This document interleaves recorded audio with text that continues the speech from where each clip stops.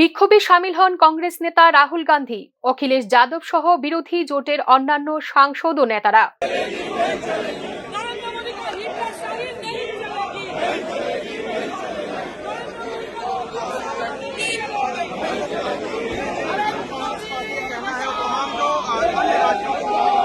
প্রধানমন্ত্রী নরেন্দ্র মোদীর কড়া সমালোচনায় মুখর হয় বিরোধী নেতৃত্ব। বিক্ষোভ থেকে স্লোগান উঠে মোদি হটাও। কেন্দ্রীয় বাজেটকে জনবিরোধী ও একপেশে বাজেট বলে অভিহিত করে বিরোধী ইন্ডিয়া জোটের নেতারা। উল্লেখ্য, গতকালও সংসদে কেন্দ্রীয় বাজেটের বিরোধিতা করে কড়া বক্তব্য রাখেন কংগ্রেস নেতা রাহুল গান্ধী। নরেন্দ্র মোদী সরকারের সমালোচনা করে তিনি বলেন, এই বাজেটে গরিবদের আর্থিক ও সামাজিক উন্নতির জন্য কোনো ব্যবস্থা রাখা হয়নি।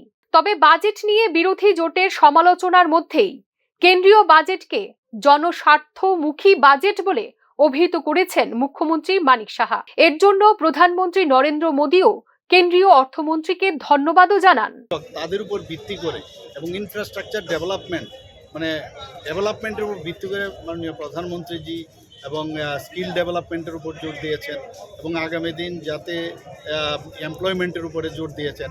মানে সার্বিক রাজনৈতিক মহলের বক্তব্য, লোকসভার ফলাফলে উজ্জীবিত বিরোধী শিবির আগামী দিনে সংসদে বিভিন্ন বিষয় নিয়ে মোদী সরকারের উপর প্রবল চাপ সৃষ্টি করবে। কেন্দ্রীয় বাজেটের বিরোধিতা সেই রাজনৈতিক লক্ষ্যের সঙ্গে সঙ্গতি রেখে আরো জোরদার করা হয়েছে বলে মনে করছেন রাজনৈতিক বোদ্ধারা।